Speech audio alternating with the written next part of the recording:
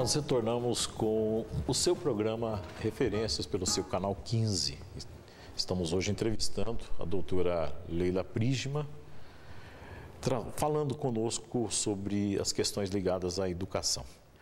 Professora Leila, na sua experiência, na sua vivência, como que a senhora vê hoje os principais problemas da educação brasileira? Fique muito à vontade para discorrer sobre suas opiniões nesse sentido. Enquanto educadora, é com muita tristeza que eu vejo os resultados dos índices do Brasil em relação ao mundo. Nós precisamos melhorar muito a formação dos nossos alunos em leitura, em raciocínio matemático, em interpretação de texto. Basta bater os olhos nesses índices e perceber que algo está errado com a educação brasileira. E nós temos inúmeros problemas, desde estruturais, mas alguns saltam aos meus olhos, sendo um deles a formação dos nossos docentes. O aligeiramento da formação, a pressa em colocar os professores no mercado de trabalho, visto que logo vai ser uma profissão em escassez no mercado, faz com que muitas vezes os professores, com amor, com dedicação, com vontade, não percebam o quanto a formação deles foi aligeirada. E o nosso professorado em geral precisa estudar, precisa estar em constante formação. Além de constante formação, eu gosto de uma frase do professor Saviani, numa apresentação numa mesa redonda. Ele disse que nós, professores, paramos pouco para pensar na nossa profissão ou no que nós mesmos fazemos. Somos tarefeiros, vamos cumprindo tarefas. Dia das Mães, festa junina, Semana da Família, Semana da Pátria, alta de Natal, encerrou o ano, ufa, não. O que fazemos neste tempo de formação efetiva para os nossos alunos, para que a prática nossa do dia a dia seja significativa na vida de cada educando? A formação docente, ela é essencial, tão essencial quanto os anos de chão de escola.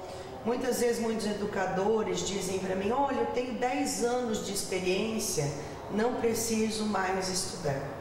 Eu tenho 24 anos de sala de aula e não me sinto pronta. Nós temos em que fazer educacional vivo na alma de cada um dos educadores.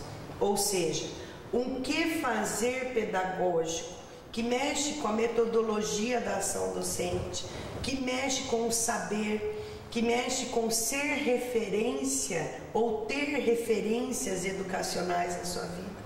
Troca de experiências com outros educadores, que vai motivar e fazer a diferença onde quer que nós estejamos. Eu posso estar numa escolinha simples, numa escola grande, mas onde nós educadores estivermos, nós temos que fazer a diferença na vida desses educandos. Além disso, a presença dos pais na escola. Muitos pais pensam que a escola é um depósito de crianças e que lá se vai dar conta da educação das crianças. A presença do pai na escola não é para criticar a escola ou para dizer o que é que devia ter feito com o filho dele que não fizeram, mas para ser parceiro da escola, amigo da escola, contribuidor da escola. Parte integrante do processo. Parte integrante do processo. Eu vejo que a educação brasileira hoje está com esses dois maiores problemas: formação de docentes e a presença de parceira dos pais na escola. Que, na verdade, nós temos hoje um círculo vicioso que está instalado na cultura educacional do país. E a única forma de romper com isso é realmente focar na questão que a senhora coloca muito bem, da formação de professores. Porque nós vemos essa desqualificação educacional hoje de uma forma muito clara, muito visível. Tá? Você percebe, a pessoa estuda inglês durante 10 anos e sai da escola sem aprender a falar bom dia. sem saber onde fica o pico da bandeira. Enfim, sem as mínimas referências consolidadas necessárias para viver a sua cidadania.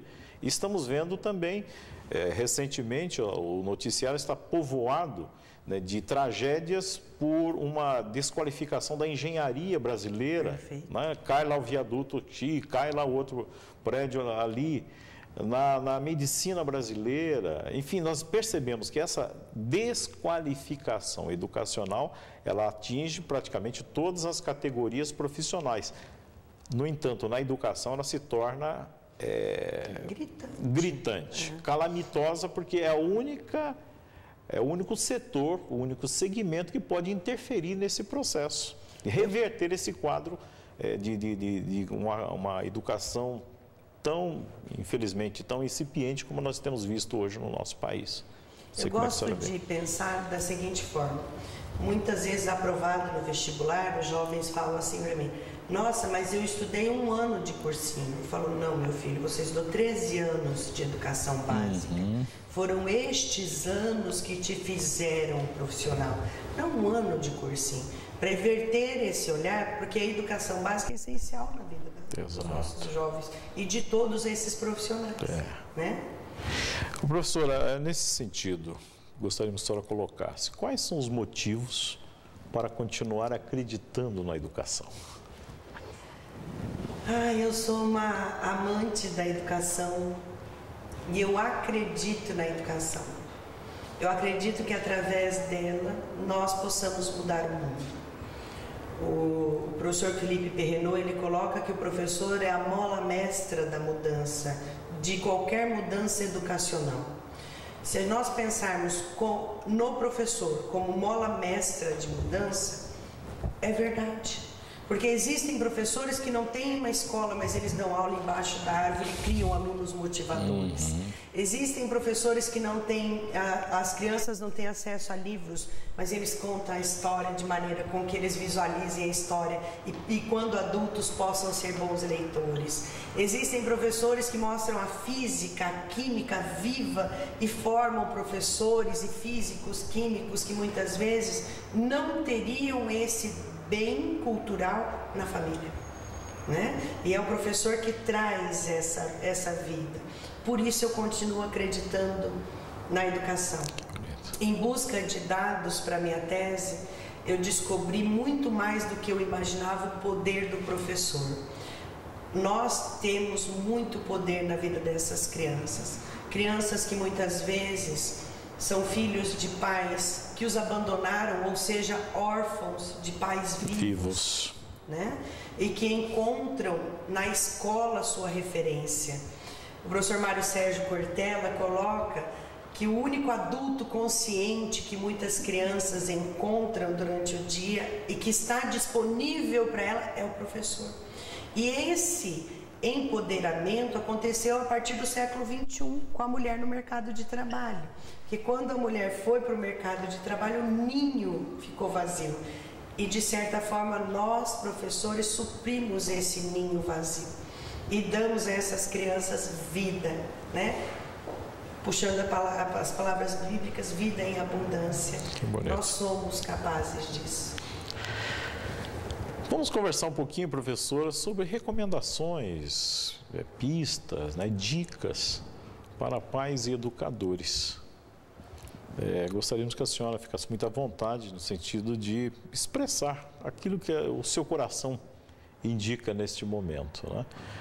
Quais são essas recomendações que a senhora hoje, depois de ter caminhado tanto tempo e ter vivenciado tanto essa realidade educacional, o que a senhora poderia dizer a esses pais que estão nos assistindo hoje?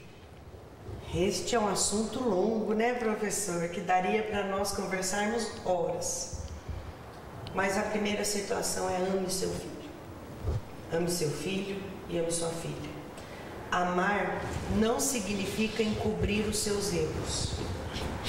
Porque nenhum filho quer um amigão ou uma amigona de pai ou de mãe.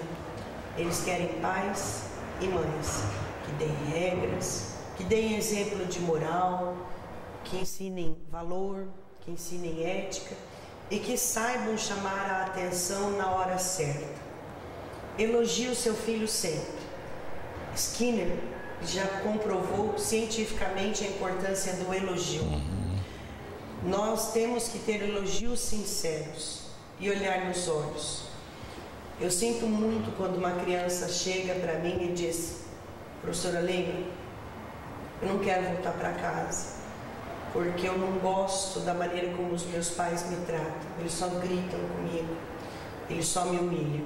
E muitas vezes os nossos filhos dão razões para que nós possamos perder o eixo, mas nós pais não podemos fazer isso. Através do elogio sincero, nós conseguimos muito mais do que com uma bronca dolorosa ou com uma humilhação. Os nossos filhos têm conosco uma missão. E eu sempre me pergunto qual é a missão que o meu filho trouxe para mim, e é essa pergunta que eu faço para cada pai que está assistindo, para cada mãe que está assistindo. Qual é a missão do seu filho na sua vida? De ensinar a ser melhor, mais paciente, mais doce, mais humano? Eu tenho um exemplo que eu abençoo o meu filho todos os dias. Todos os dias eu vou na beirada da cama dele e falo, com ele dormindo ou acordado: meu filho, você é um grande homem, eu te abençoo, te amo. Eu sei que você é uma pessoa de bem, que tem valor, que tem ética, que Deus esteja sempre contigo e que o seu caminho se abra à sua frente. E mesmo dormindo, ele sorri. Desde criança. Hoje ele já é grande, eu continuo abençoando. Interessante que às vezes quando ele está acordado e vai deitar, ele fala: você não vai me abençoar, mãe? Então ele já espera este momento que para ele é gratificante. Eu acredito que sejam esses, professor. Por enquanto. Que bonito.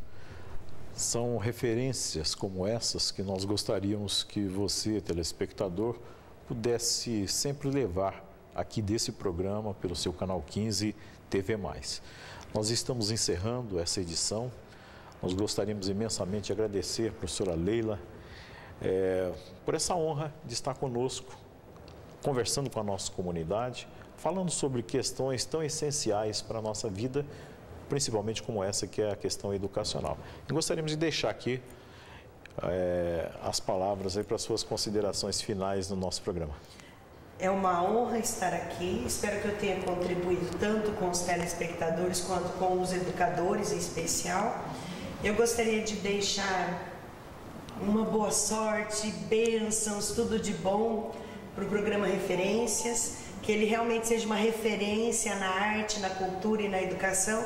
Gostaria de presentear o professor Cláudio com uma obra, porque ele é um amante da cultura. Obrigado. E sempre quando nós estamos numa livraria, nós já pensamos no senhor. Muito obrigado, muito obrigado, muito obrigado. Aqui é um trabalho muito bonito, falando sobre a cultura brasileira. João Nogueira, é um livro do Luiz Fernando Viana. Toda a discografia do João Nogueira, uma referência na cultura brasileira. Sou apaixonado por ele, né?